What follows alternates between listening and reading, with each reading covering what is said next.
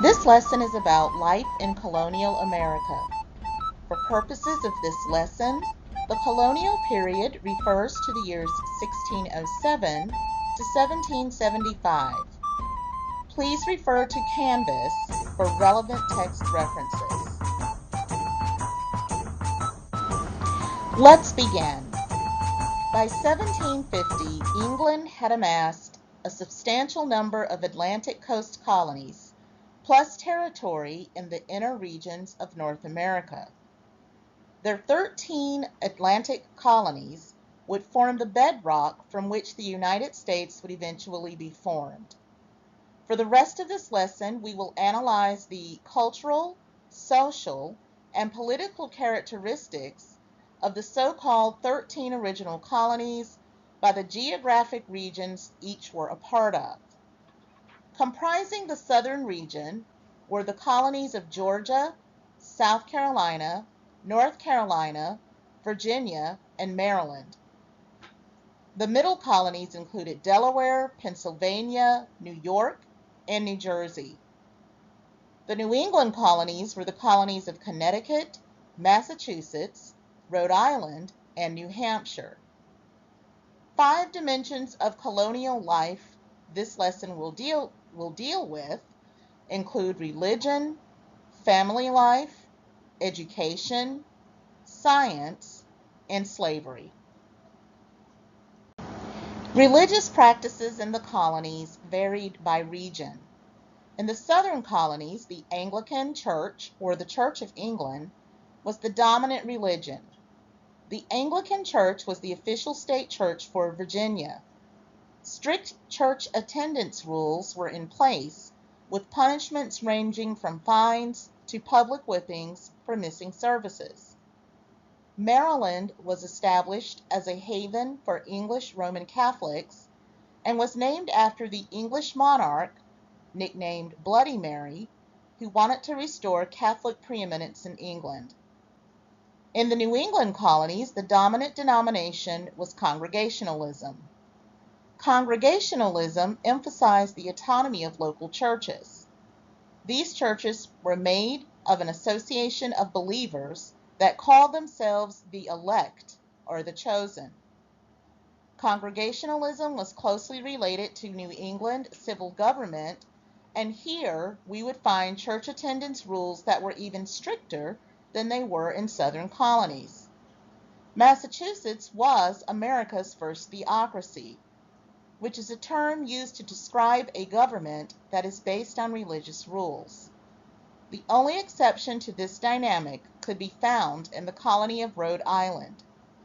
Rhode Island's constitution prohibited the establishment of a state religion and put separation of church and state measures in place to prevent a theocracy from forming.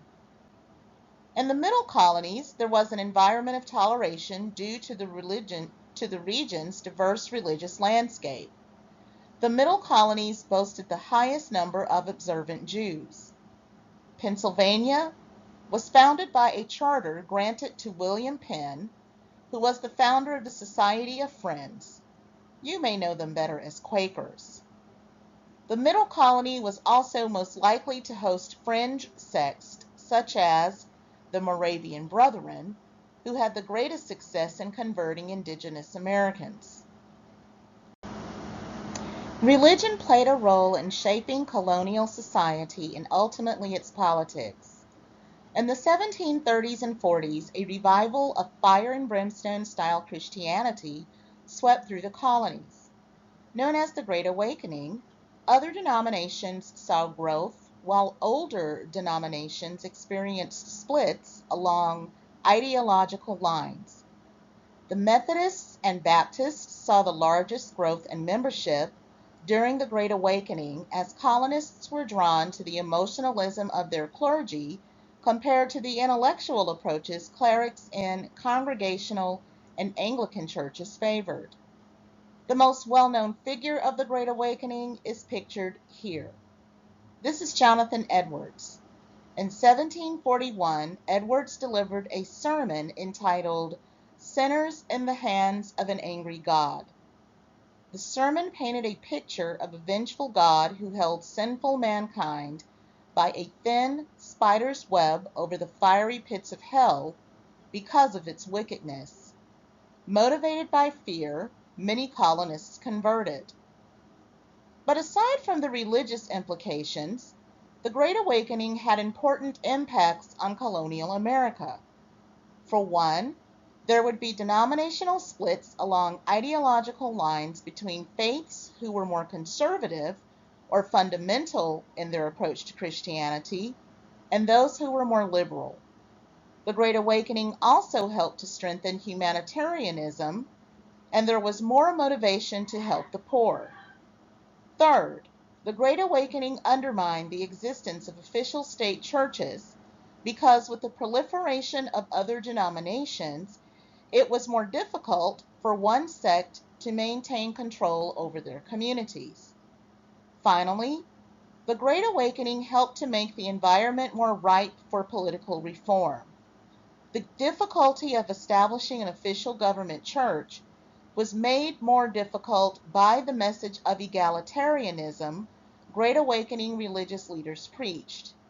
Messages of all souls belonging to God and that none should have dominion over them but Him undermined the authority of secular leaders like kings.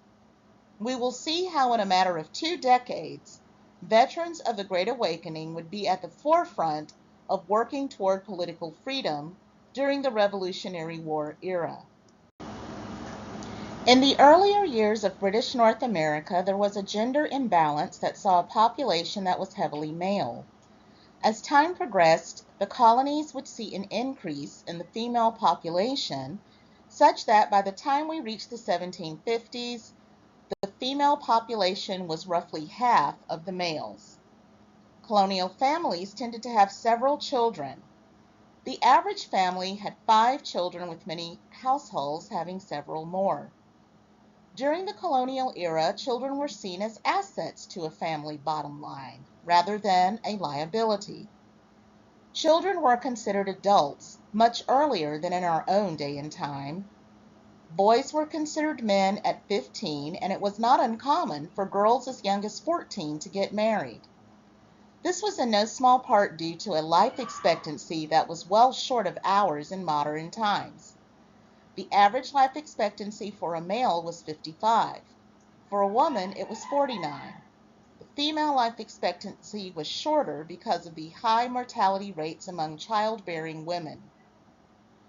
Women were considered first teachers of children in the home. They were expected to be the standard bearers for the family's moral and spiritual development, along with the domestic duties they were expected to execute. The family unit was considered the building block for the community. Sometimes, whole colonies were founded by family units. In New England, colonists there believed that everyone should be able to read and interpret the Bible. Therefore, the nation's first grammar or common schools were located there. The Massachusetts colonial legislature mandated that every town of 50 or more adults had to provide for a common school that would educate both girls and boys up through the age of 11. There were few, if any, opportunities for girls to get an education once they reached the age of 12. Boys from wealthier families were sent to private schools. With the area's embrace of publicly supported schools, it is no wonder that the nation's oldest universities were established there. Harvard was established in 1636 as a seminary that trained Congregationalist ministers. Yale was established in 1732 to train Episcopalian ministers. Neither institution admitted women. The College of Philadelphia, which was the first college in the country that was not established by a church, was later renamed to the University of Pennsylvania. It was co-founded by Benjamin Franklin. Speaking of Benjamin Franklin, he was a man of many talents and interests.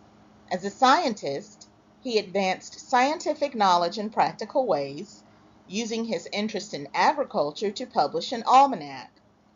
Colonial mathematician and astronomer David Rittenhouse, along with Benjamin Franklin, became one of the founding members of the American Philosophical Society.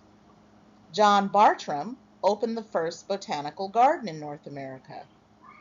Dr. Benjamin Rush was colonial America's foremost physician. In the early days, doctors gained experience through apprenticeship programs and shunned the more extreme medical treatments of their European counterparts who engaged in such practices as bloodletting. Tobacco was a popular remedy in colonial America for a host of ailments. Benjamin Banneker, a man of African descent, was a mathematician, astronomer, and architect. He is notable for serving as the chief assistant to the city planner responsible for the design of Washington, D.C. When that planner died before the execution of those plans, his assistant, Banneker, was tasked with carrying those plans out to their fruition. The final topic discussed in this lesson is colonial era slavery. The colonial Southern economy thrived on the backs of enslaved individuals who toiled endlessly in fields of tobacco, rice, indigo, and later cotton. Life on the plantations was marked by grueling labor, cruel punishments, and a relentless struggle for survival. Enslaved people faced physical and emotional torment, yet they found ways to resist and preserve their humanity. Through songs, stories, and communal bonds, they held on to their cultures and identities. There were rebellions throughout the colonial era. The largest and most successful one started on the banks of the Stono River in South Carolina. The Stono Rebellion of 1739 resulted in the deaths of 60 white men, women, and children as enslaved rebels fought for the right to gain their own freedom in Spanish Florida, where they had been promised freedom by the Spanish territorial governor there. Slavery was essential to the economy of England's southern colonies, and by extension, essential to the colonial American economy, as it was practiced in all 13 colonies across all 3 regions. In the middle colonies, enslaved labor was employed in the region's shipbuilding, commercial, and urban settings, while in New England, enslaved labor was employed on small family farms in small family-owned businesses. Sometimes, family members worked alongside enslaved laborers. Enslaved laborers were also instrumental in the region's lucrative whaling industry.